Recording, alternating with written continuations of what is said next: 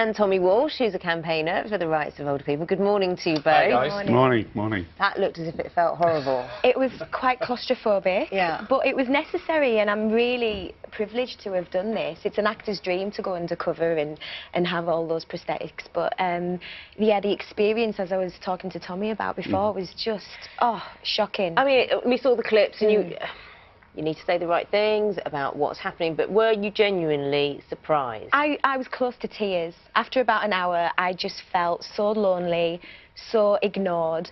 And it's shocking because you expect society to have this compassion, this respect, and you expect, you know, of any age, for the person next to you, if they see you struggling, to help. You know, help thy neighbour. And it's just not happening with a certain generation. It's not transferring. You say you've spoken to Tommy about it. Tommy, does that resonate with you? Have you experienced that sort of thing? Yeah, I think what I found as an older person, that it kills its stone dead, they don't come that one again. The thing is, not everyone has the confidence that you have to bat away people patronising you, and this is the problem. So what do you say to people who feel isolated, as Roxanne, you experienced when you put the prosthetics on? And patronised, like you were saying. I had that. You know, how does that change?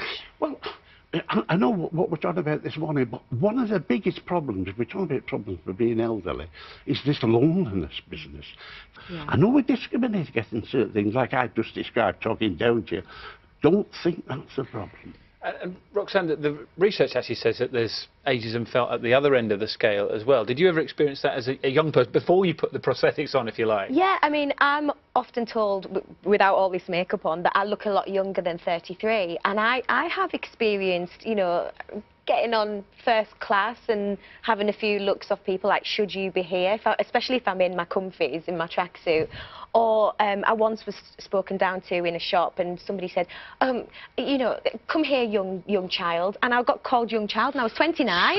And I thought, oh, I should be flattered. But again, I think every age group does experience it. Like you said, like both ends of the spectrum. But like you were saying then, yeah, I do think there's an isolation for a generation that perhaps don't have any family and go a whole week without any interaction. And I personally have a pen pal who is called Jim Gardner. He's 81, and we write to each other and we visit each other. And he was a friend of my granddad's, who's no longer with us. But I make sure that every couple of weeks we converse and we talk about everything. That's right. And that's important. And I think that the younger generation should go and visit, even if you don't have a grandparent, go and visit somebody. No one's going to disagree with what Tommy says. What you said that people should be talking to each other. I'm somewhere in the middle, not you know, middle-aged. So I would feel a bit awkward going up to someone I'd never met saying, would you like me to pop round 10 minutes once a week? I'd feel... you already know. Well, it's not a stranger, perhaps. But there are people who have no members of family and who do feel isolated. So how do you... I mean, Tommy, how do you say to someone, OK, you can approach these people who are lonely, who are isolated, without patronising them, without scaring them? But you said, I couldn't walk up to someone, mass, right, go and see Auntie. And all those youngsters went round to see our aunties. Now, that doesn't seem to go on now. And I know that my aunties really appreciated getting young people. It's lost because of technology and what we're all consumed in social media, texting. Well, maybe the older generation don't text, they're not on Facebook, they're not on social media. They want that interaction, that face-to-face, like you said.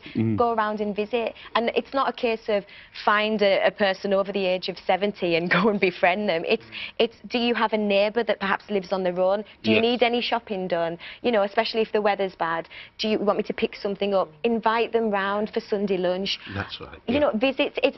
Everybody knows an older person, even if it's not family. You know someone. It's the effort. Simple comments. It's the gesture, it's the effort, And it does make a big difference. It really does. Well, it's lovely to have you both on. You make a lovely couple. Oh, thank you. That's how rumours start, isn't it, Tommy? I think there's a friendship for life that has been established on this sofa. It's great. Oh, Roxanne, Tommy, thank you so much. Thank you very much.